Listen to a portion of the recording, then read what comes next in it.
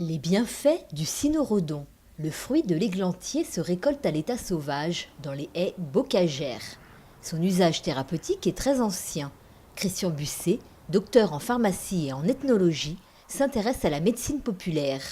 L'églantier a toujours été utilisé traditionnellement parce que c'est un des principaux arbustes fournisseurs de vitamine C ici en Europe, qui est facile à récolter. Quand on fait abstraction des épines, on l'a utilisé toujours soit sous forme blette, c'est-à-dire une fois que les fruits avaient gelé, soit sous forme de fruits récoltés avant les gelés, que l'on fait sécher et que l'on va utiliser au fur et à mesure des besoins. Mais sinon, l'utilisation la plus courante, c'est soit sous forme de tisane. Dans ce cas-là, on aura un effet tonifiant parce que c'est une plante qui est riche en vitamine C et en minéraux ou en antioxydants.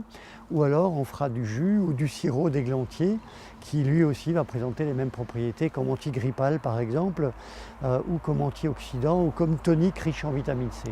Quand on utilise ces baies d'églantier, vous avez une pulpe qui est très riche en vitamine C, puis à l'intérieur, autour des graines, et après la pulpe, vous avez du poil à gratter, qui est particulièrement irritant pour les intestins. Quand on utilise les baies d'églantier pour en faire du sirop, pour en faire une autre préparation, une confiture, on va les cuire pendant quelques temps et on va soigneusement éliminer, tout simplement par filtration, en général avec un tissu, le poil à gratter, de façon à ne conserver que le jus qui permettra de fabriquer du sirop ou de la confiture d'églantine.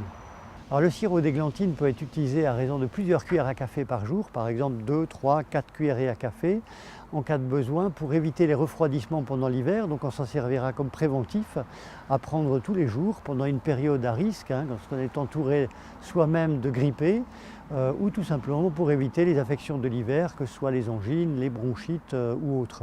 Alors quand il existe sous forme de jus, on peut l'utiliser sous forme de jus pur également, ou sous forme de confiture. Dans ce cas-là, il faudra en prendre en quantité un petit peu plus importante en confiture, 2, 3, 4 cuillères à café.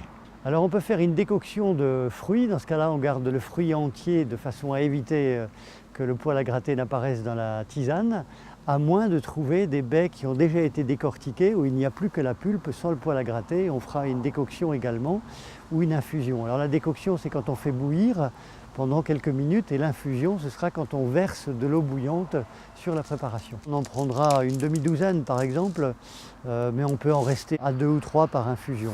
Mélangé à de la viande séchée, le cynorrhodon broyé était utilisé comme aliment de survie en hiver par les Amérindiens.